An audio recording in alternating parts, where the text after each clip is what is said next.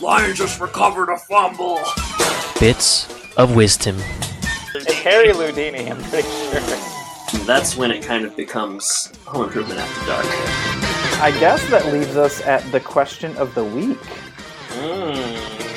Very good. I don't know if you noticed, Jordan, but a really cool aerial shot of the table. Reasonably funny. User review.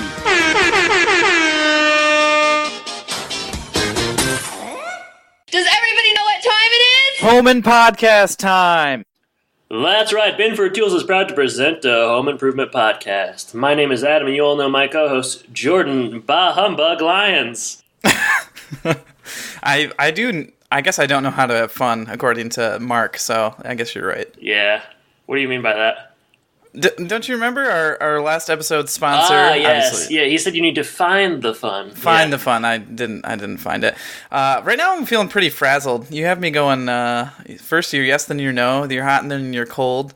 You want to record at 10, but then you want to record at 10:30. I just don't know what to do with you right Jordan, now. I think a good way to pick up after ending the last episode by just talking about our own high school experiences is to kind of talk about behind the scenes, our recording struggles this morning. I think that's just what people come here for. Not that's so right. much home improvement, but just kind of like banal personal stories. At this point, we're celebrities, so isn't that what you do with celebrities? You just learn all about their faux pas? Yeah, I suppose so. This morning... Oh, Jordan, there was a thing where I thought, well, I need to go get condensed milk to make this broccoli and cheese soup. And then I looked at the recipe and I said, well, I can do it later. I don't need to go do it. And then I'd already told you that I wanted to delay, and you were getting ready to take a bike ride, and I was halfway through my bike ride. Jordan, hilarity ensued. No, who are we to say? It was like yakety sax. I mean, it's even lower brow than that. But I haven't gotten the condensed milk yet. I hope the soup turns out well. I'll be sure to let everybody know next week. Make sure you tweet a picture out. Yeah, for sure. Yeah. It'll definitely look appetizing if I make it, especially if it's made in the crock pot. That stuff always ends up looking really good. Just kidding.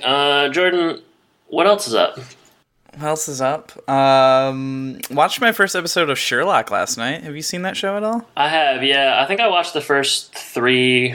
whatever they call it, series, and then I eventually stopped watching. But I could see you getting into that. We'll see.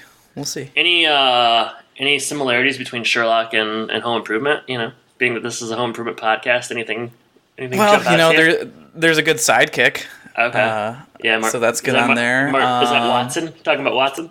Yeah, Dr. John Watson, of course. That's what's up. Yeah. Anything else? Did they do any physical kind of tool gags in there? Did they do the thing where it's like it'll be like the series? Sherlock is always trying to improve his investigative methods, so he's doing some crazy power up method. Well, there's always a thing where he's making fun of Watson's mom, right? And he's just like how constantly fat and grotesque she is, and then he'll say like, "Hey, Watson, I found some of your mom's knickers," and he'll hold them up, and it'll be the size of Big Ben or something. Yeah, definitely talk about knickers a lot on that show. Yeah. Not Watson. Wilson Watson. Sherlock also plays the Wilson role because he's always analyzing. And you never see his face the whole show. It's so weird. It's like he's the star of the show strange. And you're never going to show his face. Bizarre.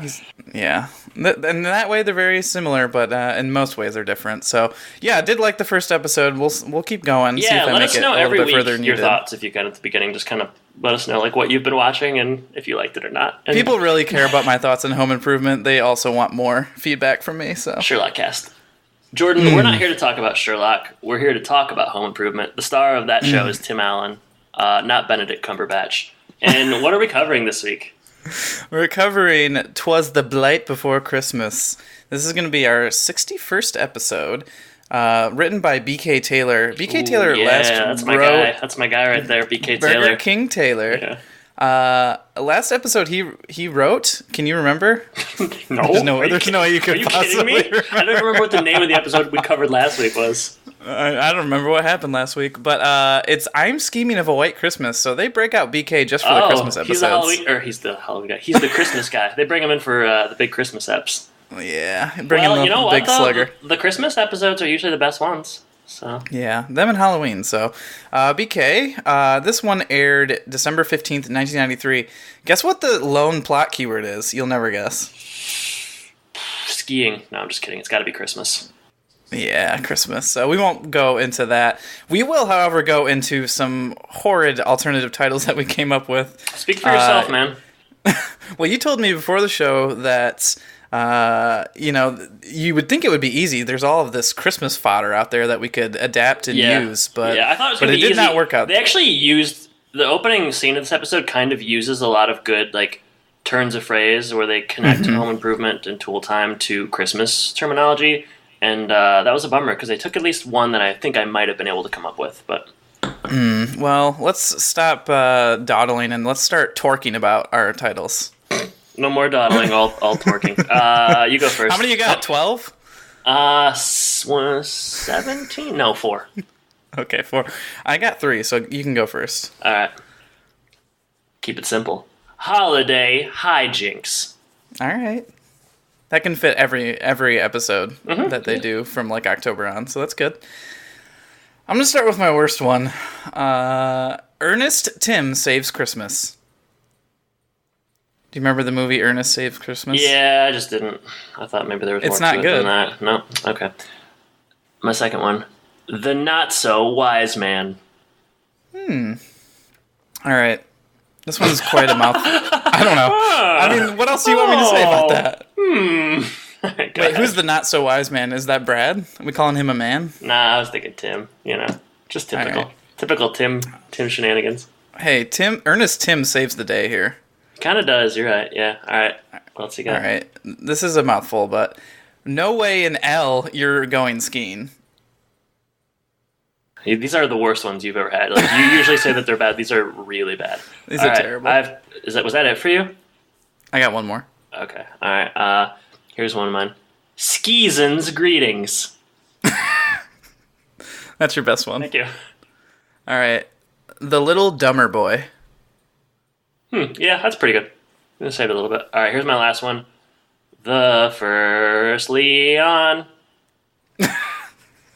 I tried to come up with a Leon one, too. Yeah, I mean, it wasn't that hard for me. No, you did great. Just replaced it. Well done. Yeah, I think you got to give it to me with Skeezin's greetings, though. Yeah, that's the best one. Holla if you hear me. Yeah, so you were right. Yours weren't that good, but Twas the Blight Before Christmas is actually a pretty good title. Yeah, it's hard when they actually come up with good ones instead of generic or ones that aren't appropriate at all. Cultural references that no one really remembers. Yeah. Actually, there's a little bit of trivia with this one, Jordan. I don't know if you're aware of this or not, but this is actually a play on Twas the Night Before Christmas, which I've been told is like a Christmas story or something. I've never heard of it. Okay, yeah, I don't know what they're talking about either, but it wasn't the trivia, so gotta be true. We'll have to look it up. Yeah, we'll have to, if you're familiar with that, just shoot us a tweet. All right, so let's get into the plot synopsis. Written by Bernie once again. So Mark performs in the Christmas play at school. A neighbor puts up decorations a day before Tim does, and it's because Randy is sharing Tim's secret with that neighbor's granddaughter. Brad wants to go skiing instead of staying home.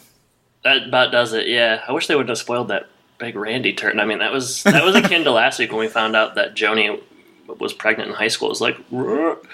I feel like usually in a plot synopsis, they don't give away everything. It's usually like, here are the things we're going to talk about, and you have to watch the episode to see how they resolve. But yeah, Bernie went a different route. Well, Bernie plays by his own rules. I like the turn of phrase Mark performs in the Christmas play at school because those boys really sing, and I can't wait to talk about the quality of their singing. It's borderline like professional, the level of singing. Also, it's not school, it's church. Oh, separation of church and state, though, man. We can't go down that road.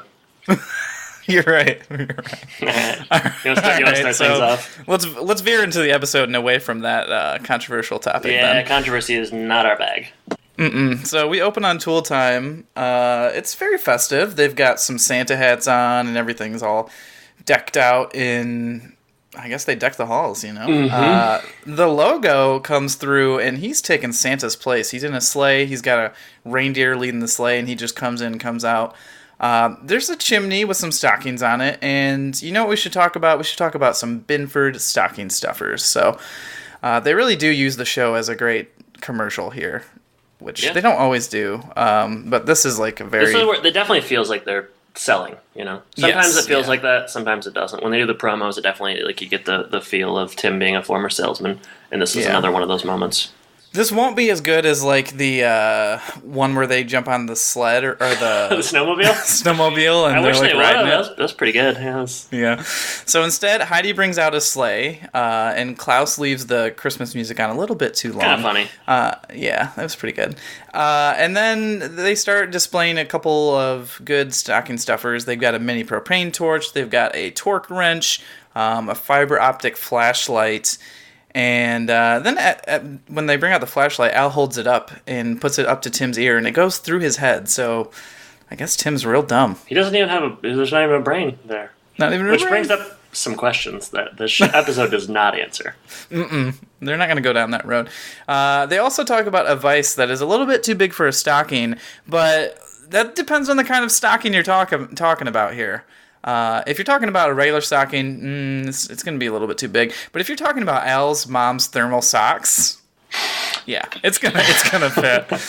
And so they bring out like the prop, and they don't just they really heighten this one. Like, they don't just bring up the prop, Jordan, because it goes from 0 to Godzilla in 2 seconds. It's insane, and I don't know. My note here is like, shadow work is impressive, ? Like, I didn't, like, is it?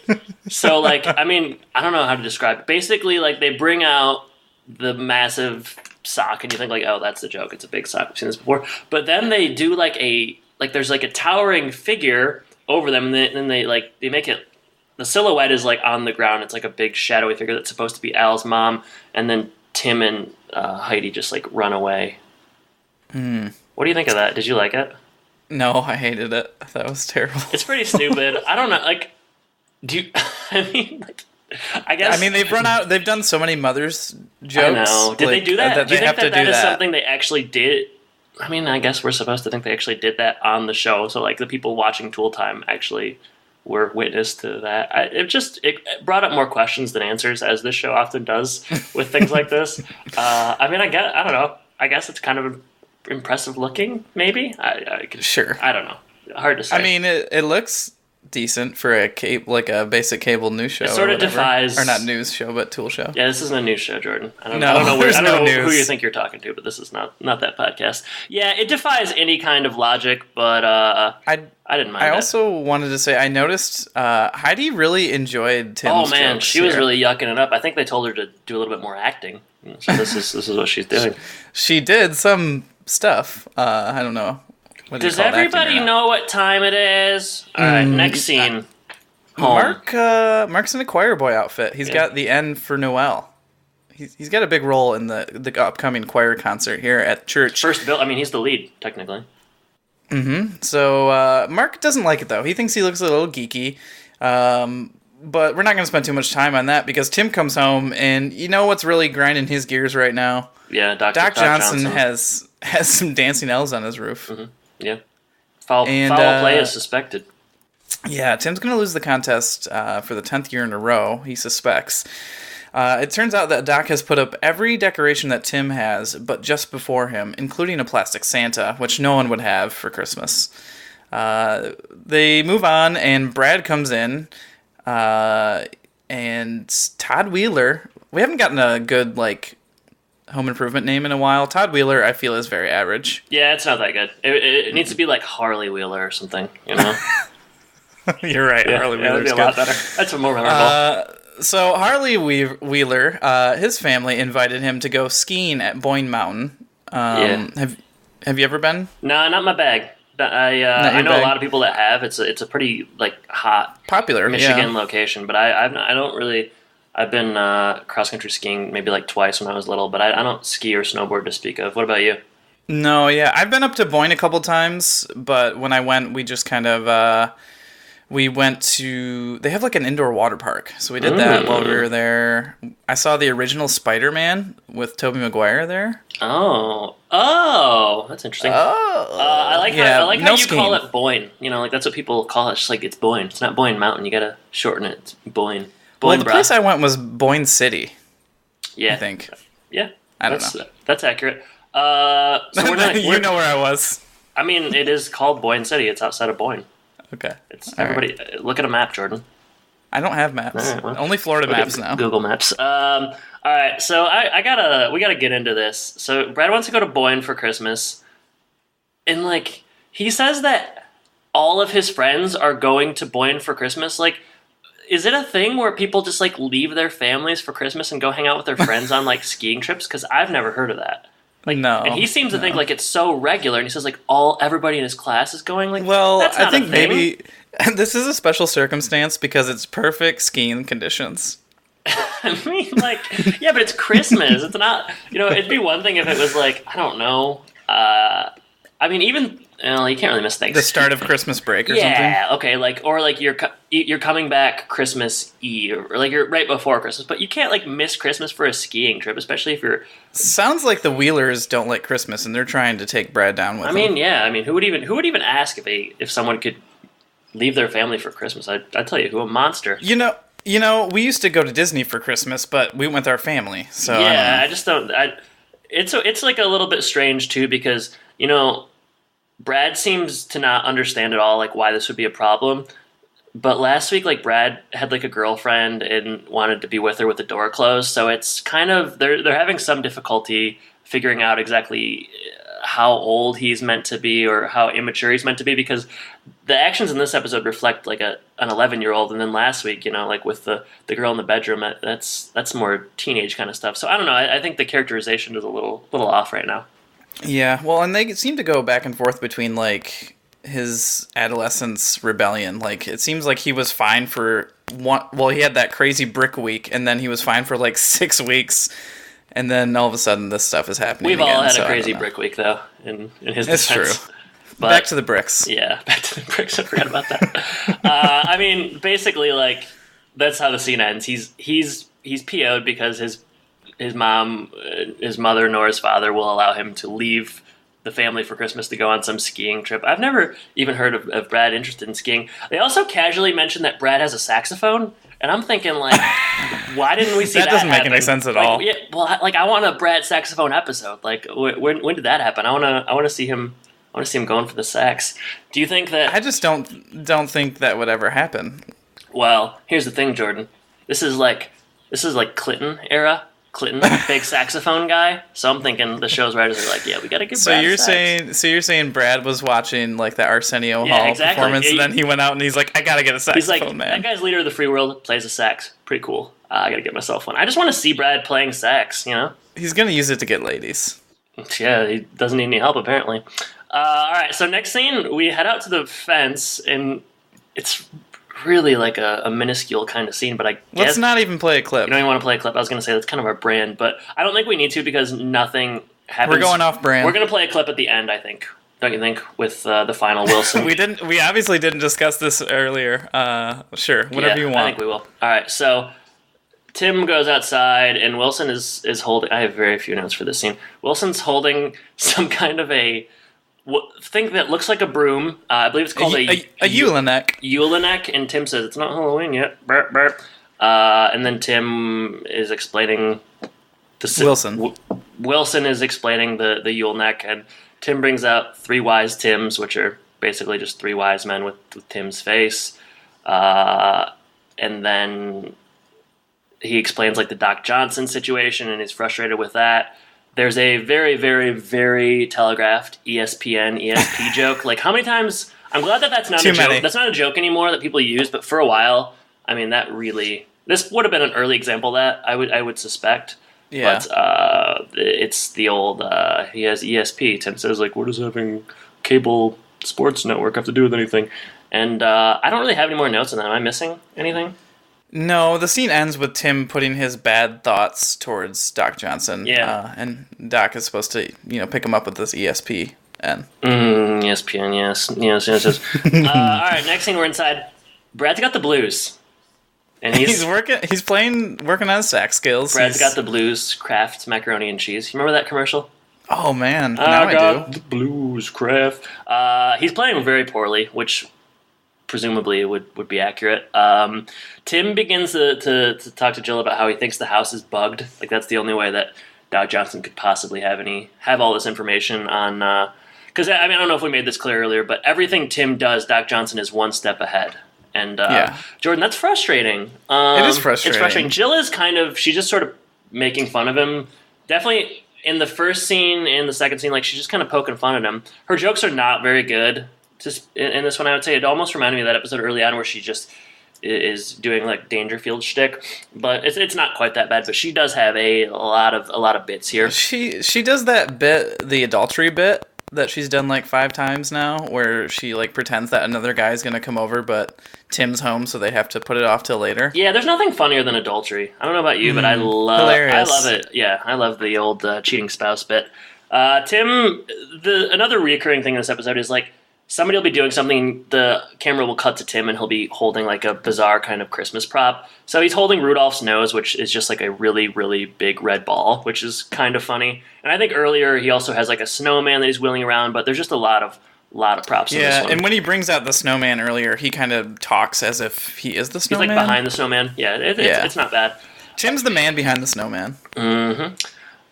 We also figure out here, I think Jill leaves, and Randy, he confesses. And you know what? Randy's getting to that age where he's interested in the ladies, Jordan. And it's the first girl crush we've heard of since the implied Zdarsky crush. Yeah, and I mean, implied at best. I don't think the writers didn't think that was a thing, and it just appeared that way to us. But yeah. It appeared that way to you. It definitely appeared that way to me, yeah. So Randy reveals that he was talking to Lauren Johnson, Doc Johnson's granddaughter, and he thinks she's really cute, but she just kept pumping in for information. And somehow, it's a real Romeo and Juliet situation. In what sense? Well, they're 2 rival families. Oh, star-crossed lovers. Star-crossed lovers, yeah. Yeah, definitely. Yeah, so basically, I don't know how Randy had all this information. Like, he doesn't really usually show any interest in his father's kind of projects. He hasn't been around. He hasn't been around the house the whole episode. Did you notice how, I think it was before this scene, how, like, or maybe it was the earlier scene where, like, they're talking to Brad about whatever, and Randy just, like, casually comes in through the front door, and it's like dark out, and everyone just he did that at this scene. Oh, it's the scene. This is the start of this scene. I was wondering, like, hey, where is Randy coming from? Yeah, everyone's just like, hey, Randy. Hey. It's like Dad coming home in the 1950s, like just like, honey, I'm home. It's that kind of it's the same thing. Randy's just he sets down his lunch pail and he opens up the fridge to get a beer. Yep, that'd be really funny. But yeah, it's basically Randy's been telling Lauren Johnson all this information about Tim's lighting strategy, and they bond a little bit. They talk about Tim. She's cute. She's cute, yeah, and Randy's got a girl. All right, so later at home, the family is getting ready to go to church for the thing that Mark is in, the little choir concert they got going on. I assume it's a Christmas Eve service. Yeah, and the boys, Randy and Mark, come down in little suits. They look pretty good. Brad comes down in a Binford crew neck and some jeans. He's not going. And Brad's got his attitude dander up.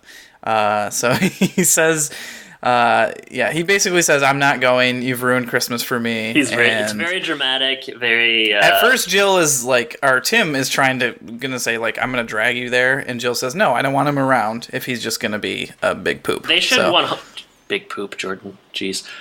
They should 100% have dragged him there. I don't, like, you can't... He gets what he wants by staying home. You can't indulge that. Yeah, what the heck? He just, like, basically comes home, says these terrible things, like, you've ruined my Christmas. He basically says everything short of, I hate you. And they're just like, and Jill's just like, stay. I don't even want you to ruin the church service. Like, you know what? Why don't you have him ruin the church service? I think he needs to be there. You can't just let him hang out in his... They say, like, hang out in your room. Tim says, like, don't sneak down and watch the Tool Time Marathon, which was kind of funny, I thought, because there's like a 48-hour Tool Time Marathon over the holidays, and he says, don't sneak down and watch that. But, like, yeah, in terms of just parenting 101, I am not a parent, but I gotta think that maybe the better choice here would have been to just drag him along.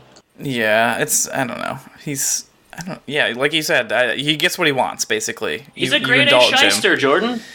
He sure is. So that's kind of how that scene ends. They're going to leave Brad at home, and we move on to the church service, where they meet up with the Reverend. There's kind of some banter between the Reverend and the Taylor clan here, and it turns out that Tim has listened to the lines at church, which I guess we're not super surprised at, because we saw that episode Offsides, where he did that at that restaurant. I mean, if you're going to do that at a restaurant, you're going to do it at church, right? Yeah, it's spills over into your church life. So he says he's not going to do it today, and he only did it once. But the Reverend asks about Brad. He knows Brad by name, and he's wondering where he is. And Jill lies, says that Brad is sick. Yeah, she's embarrassed. She should be. Everybody in this scene asks about Brad conveniently, and that is not usually a thing that you see. Like, I don't know if the reverend at a church would be like, hey, "Where's Brad? Like, where's your third son?" It just kind of that struck me as being odd. Everybody goes out of their way to ask about Brad. This church has about 20 people in it, so I guess if there's very, very small church. If there's only 20 people come to your congregation, you probably know them all by name. And conveniently, everyone that goes to the church is someone that we know from this show. You know, like Wilson, Al, Eileen, everybody goes there. I do have a bio on this Rev, Jordan. We're talking about Reverend... Rev Run? Yeah, it's actually not him. It's Rev McDonald. He's also a famous hip-hop artist. Seemingly Irish fella. 164 credits to his name. He appeared as Loan Officer in Edward Scissorhands, Dr. Diedrichson in The Man Who Wasn't There, Ed Hobbs in The Natural. It's got to be Roy Hobbs' father. And Robert Jenkins in a film called Brainstorm. Not a lot of credits recently, but he was in an episode of The Office called Shareholder Meeting, and he played Alan Brand. So that doesn't ring any bells to me necessarily. It probably wasn't a huge role, but you know he's popping up in things from time to time. He's making the rounds. He's everything from a corporate bigwig to a reverend. So he's playing the range here. That's called range, Jordan. You would know. Yeah, I sure would. Yes, I have it in abundance. All right, he gets some good jokes. I think he's pretty good. He has some good bits in this. I do like the way they wrote him. So Al joins them at church, like you said. Everybody goes to this church. He also asks about Bradley, which he must be the only other person to call him Bradley besides Jennifer. They're intimate, you know. He often babysits for him. There's no Eileen though. There was an orthodontic emergency at the junior high play. It turns out that Mary and Joseph got their braces stuck together. Which brings up the question. They're kissing in this school play? Like, is that... I don't remember part of the... You know, that the manger story? Yeah, I don't remember the part where they make out in the manger story. I don't think... Is that... You're a more religious person than I am. Is that a part of it? Is there a part in the Bible where they I think they're taking a little bit of a poetic license here, but I mean, it definitely sounds great. Don't get me wrong; it sounds really spicing it up. But yeah, it seems like a joke without any real backing. To it. Ortho is her life, so it's got to be an ortho joke. That's all she's got. This is true, yeah. So she can't be there, which I mean, I guess they really had that. They had that line in there, or they mentioned her only so they could have that joke. Which did it pay off? I don't know, but. I guess it's no less or no worse than some of the other ones that are in this episode, but Molar Bear. It's no worse than the Molar Bear one from last week. Gosh. Yeah. So Al, just like Mark, Al always wanted to be the letter N, but Tim says it's even in the song. There's no Al. No Al. It's low hanging fruit, but it's funny. I liked it. Yeah. Randy also joined in singing with Tim. But Jill says, "Hush, boys, we're in church." We only lie in church. So they do end up telling Brad the truth. It's like a title for a short story. I only lie in church. Noir. It's coming out later on Amazon. Just wait for it. All right, so they do end up telling Al the truth, and Al says he remembers his first Christmas rebellion when his family bought an artificial Christmas tree.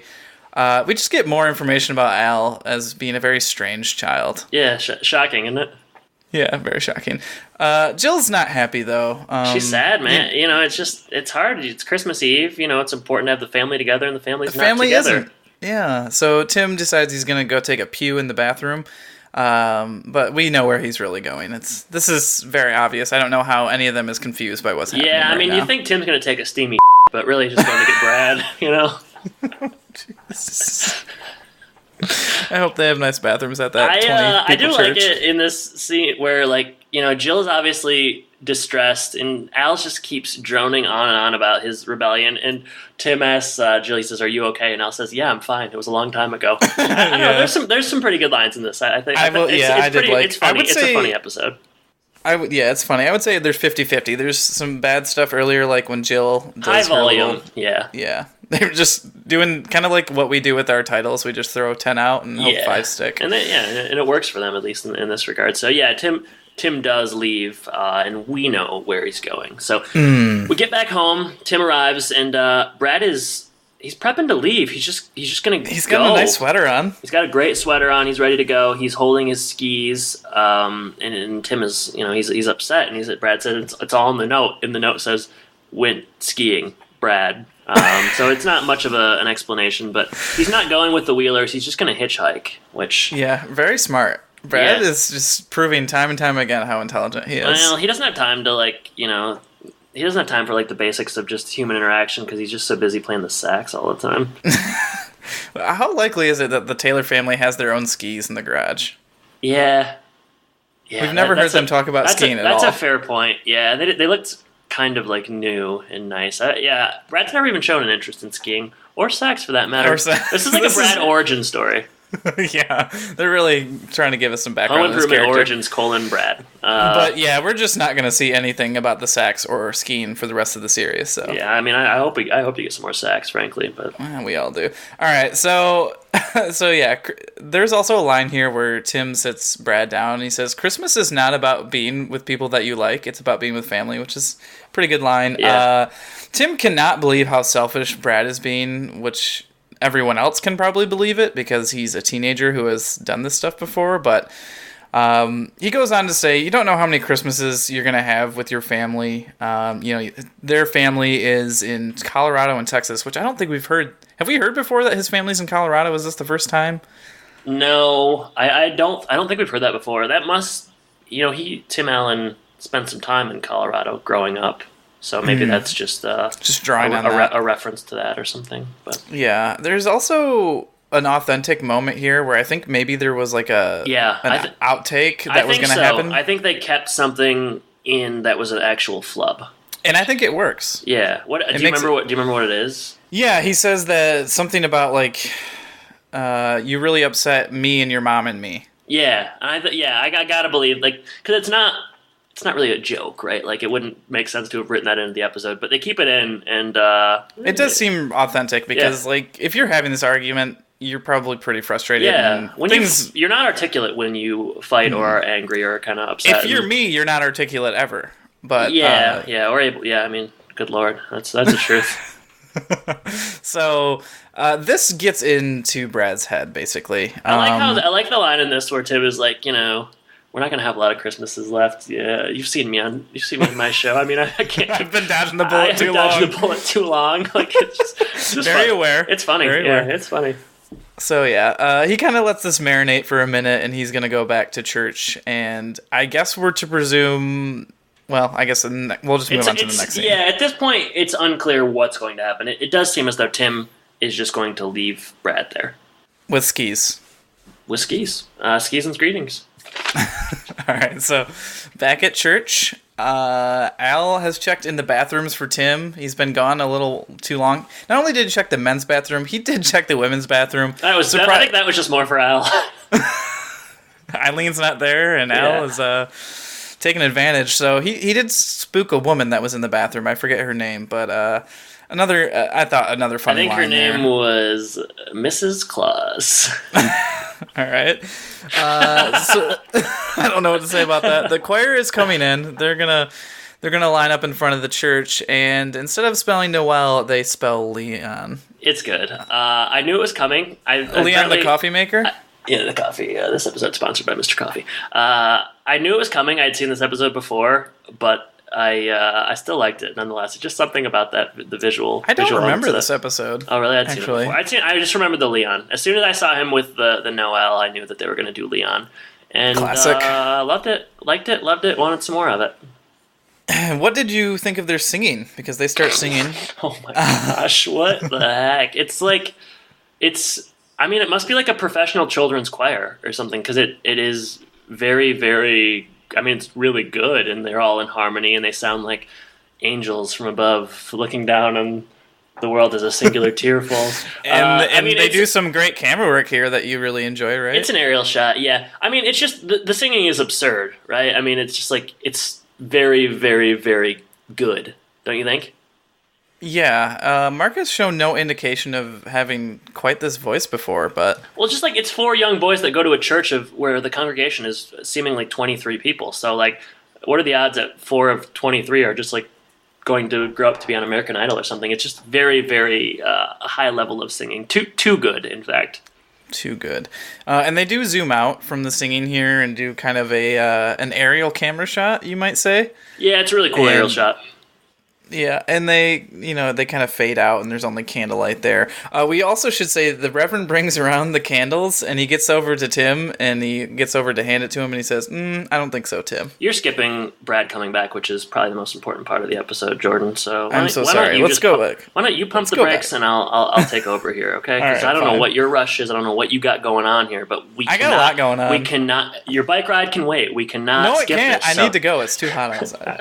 All right, so they spell out Leon. And they sing very, very well. And this is where Tim comes back in, and it's just Tim. They're building suspense, and he says, I got something special for you. And Brad appears, and he's in his suit, and seemingly all is well. We didn't really see Brad recognize the error of his ways, but he apparently has. And Jill gets very emotional, and Jordan, I felt kind of emotional as well. This is the kind of thing. Weeping? This is the kind of thing that can get me, and it did get me. Did I weep? No, but I had feelings. Jill's crying, and she says, I'm so happy that you're here. And Brad says, well, then why are you crying if you're happy? And she says, I just get emotional around the holidays. And I'm thinking, so do I. So do I. Are you sure it wasn't the kids singing that got you? I think it was a combination. This is when, Jordan, and now we can end the scene since I know that you're in a rush here. This is when we pull back. We see the Reverend. He's giving everybody the candles, which is, I think, definitely something my church did growing up, is right before the last song, they give the tall candles and you sing. But he's not going to give one to Tim. I don't think so, Tim. Tim pulls out the blowtorch from the beginning of the episode, so a nice bookend there. And this is where we get some singing. And are they singing the first Noel? Yes. Also, in the back row, we do see a strange gentleman who is holding up one of the church Bibles over his face during this whole singing, and it can only be Wilson. Yeah, I mean, they don't ever draw attention to it, but yeah, that was my assumption as well. It's actually kind of give him credit for not really telegraphing that or making it obvious that Wilson was there. But yeah, it's definitely him sitting in the back. So seemingly everyone in the Taylor's life goes to this church. But yeah, it's a nice scene. I really like it. I think all of the church stuff works pretty well. It's kind of funny, and they do a good job of making me have all the feels when Brad comes back. Certainly all the feels. All right. Sorry to speed this up. I don't know. I'm just not sure what your rush is. But this is the final scene, Jordan, and I think we should play a clip here. It might be a little bit long, but we should play at least some of the clip. Hey guys, come on, hurry up. The contest is about to start. Gee, I don't know, Tim. There's an awful lot of lights here. I have to take out a second mortgage to pay the electric bill. All right, Dad. Let her rip. No, wait a minute. I think we should say a prayer first. Please, Lord, don't let our house blow up. Amen. Amen. Oh, wait, get back. All right, guys. Cross your fingers. Ready? Looks wonderful. Hey! Cool. Oh, Tim, that is a lovely use of neon. Reminds me of the Christmas I spent in Las Vegas. You really like it, Wilson? Oh, I think you've reached the apex of your Christmas decorating career. I just hope I can convince those stupid judges of that. Well, there's only one judge this year. Just one? Mm-hmm, and it's me. Did I say stupid? I meant stupendous. Well, if you're the judge, you kind of got a leg up with the competition, don't you? Well, I don't know. Doc Johnson's display is very effective. Plus, I used to be a patient of his. Huh? Brad, you put Blitzen's light in Rudolph's nose. Oh, Tim, does one bulb make that big a difference? Yes, I'm a perfectionist. Wilson, hold off the judge until I get this finished. Tim, be careful up there. It's slippery. Don't worry, honey. Yeah, I've heard that before.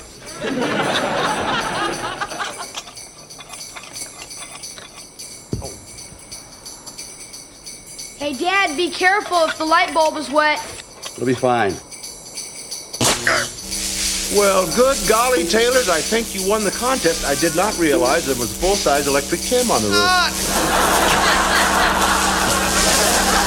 Hey, Dad, we're coming up!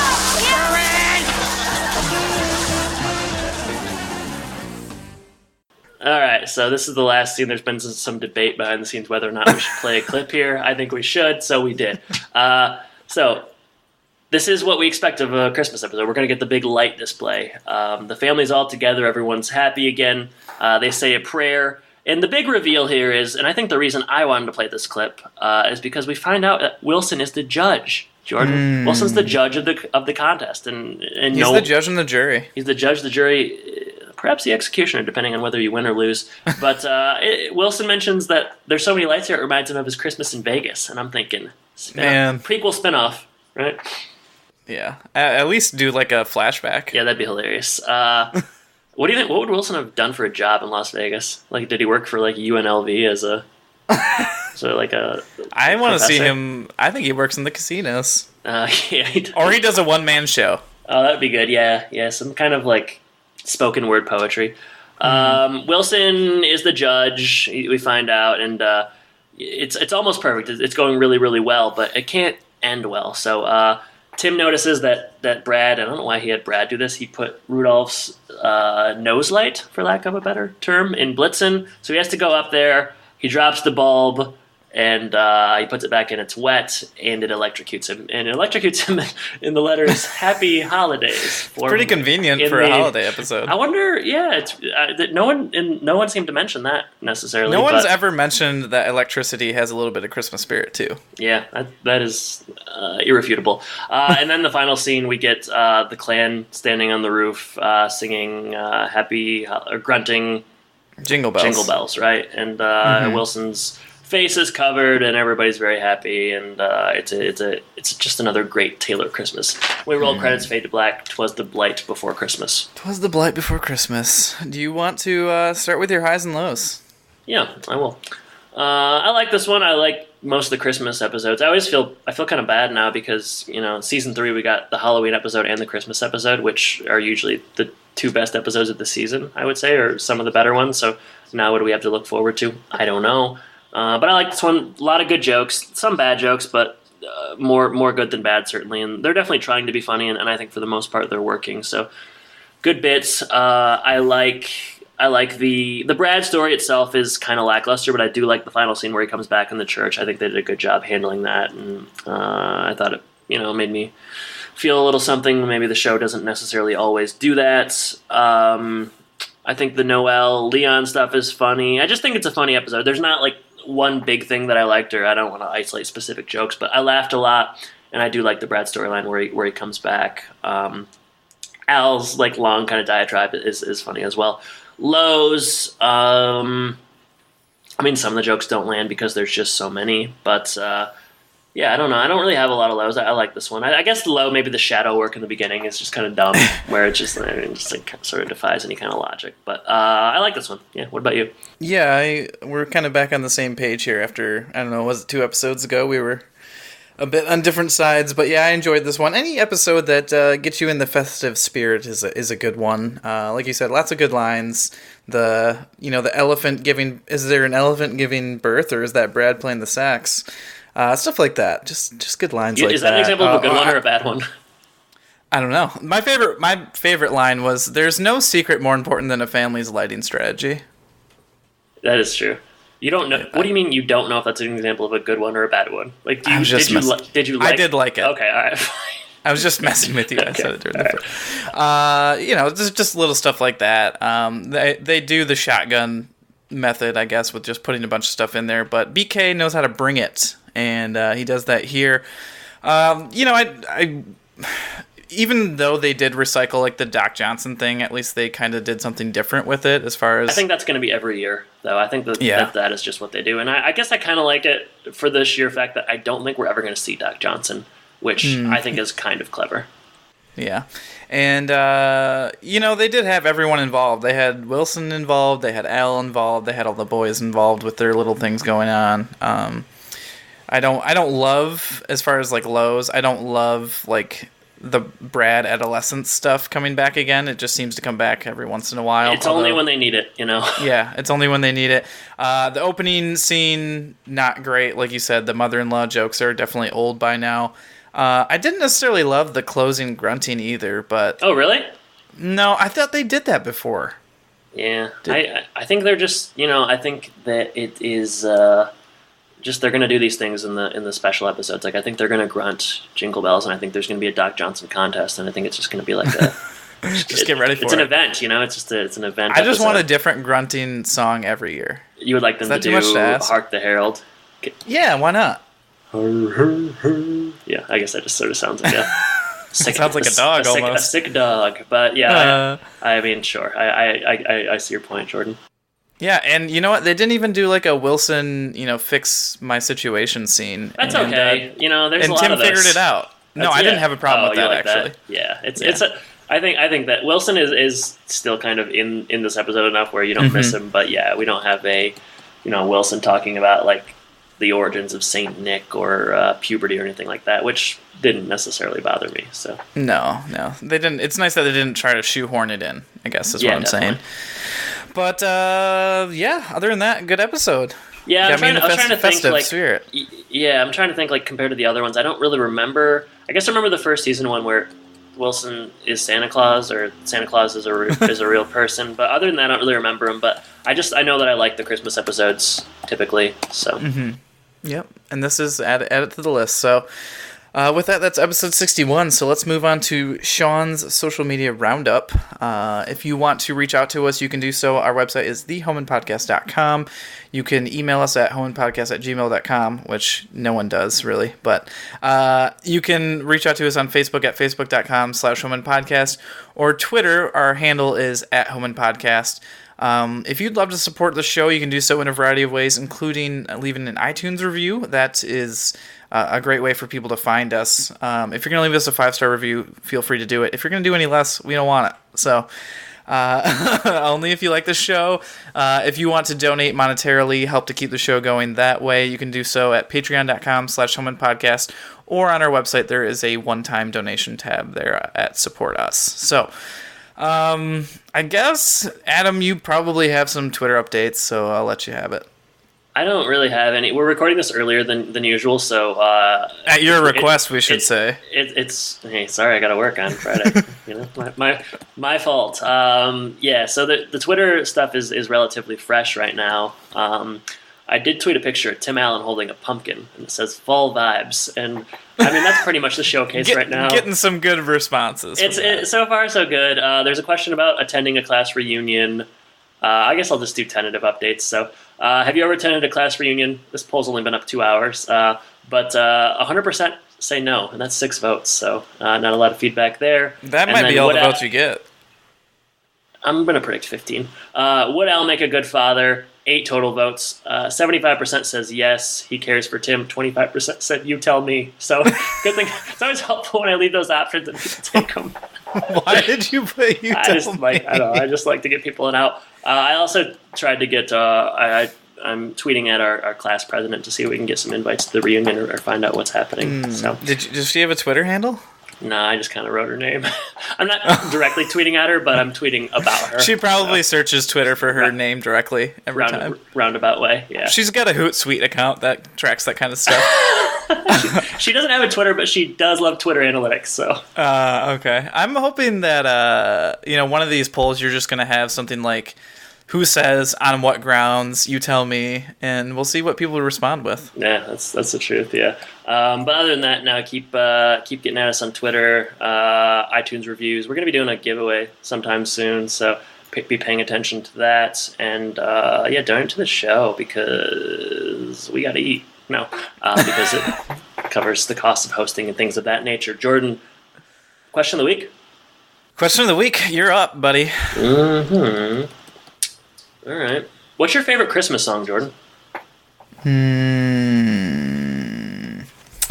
I'm a big fan of the old crooners. So anything that's like Nat Cole or Bing Crosby, I do like those. I also like Baby It's Cold Outside. All right, yeah, because I'm looking for more specific songs. So you like Baby It's Cold Outside?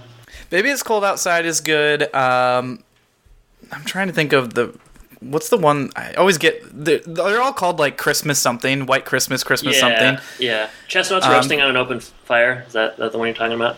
I think it's called the Christmas song, actually. Yeah. And then White Christmas by Bing Crosby. So those are my favorites. Okay, cool. Yeah, I like Hark the Herald. Oh yeah, it's one of my favorites, and I also like. I guess it just is the Christmas song where it's Jack Frost nipping at you. I like that. I mean, I like the majority of them. It probably would have been a better question to say which ones don't you like, and I would say I don't like.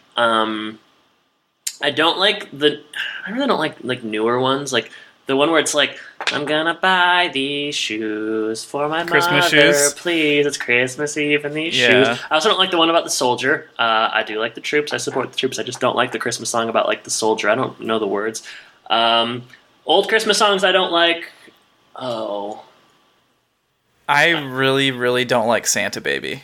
Oh, that is bad, Santa Baby. It's awful. Yeah. And there's then one I don't know the name of it, but it's like, which means I don't actually know enough of it to even do it justice. Sounds like Perry Como to me. No, it's bad, but yeah, there's some bad ones. I guess I can't remember them, unless I'll be able to tell you them. And like, what's your feeling on Grandma Got Run Over by a Reindeer? Do you like it or dislike it?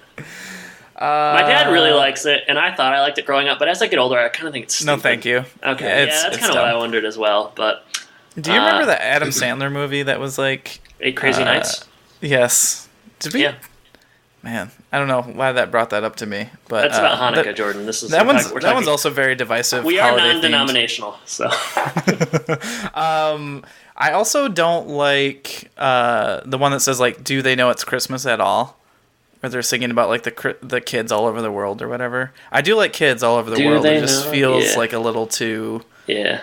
I don't know. I don't know that one, but yeah, I guess we should talk about this when we actually start hearing them. Because once I hear ones I don't like, then I can really, How do you feel about like the whole month of Christmas music that they play? I like it. I feel like people that complain about that, find a different.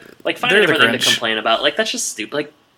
Then don't turn on the radio. I don't know what to tell you. It's like there's only like 2 or 3 stations that do it. So just and turn also to a different like station. You know what? It's December, so like I have very little sympathy for people that get sick of Christmas music. Like take your salty attitude and Grinch-like behavior elsewhere, because I'm just not interested in hearing it.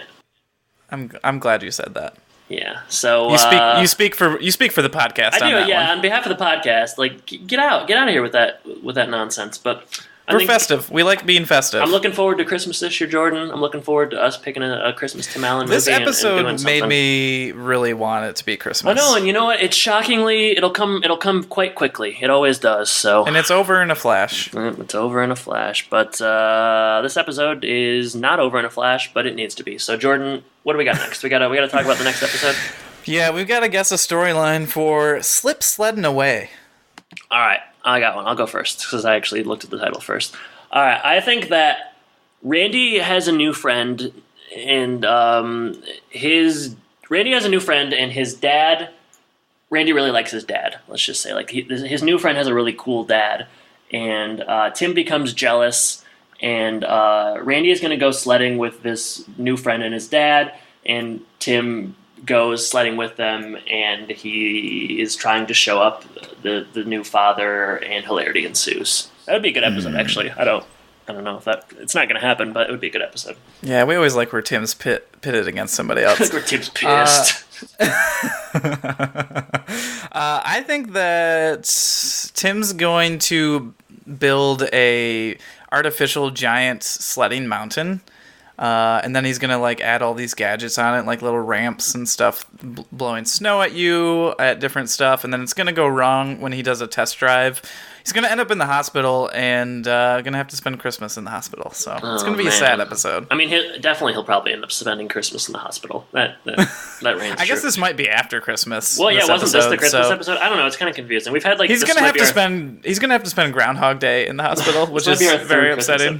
Yeah, that would be tough. All right, well, we'll find out next week. Jordan, thank you for joining me, and listeners, thank you for listening. I guess I should say take care. Take care, everybody.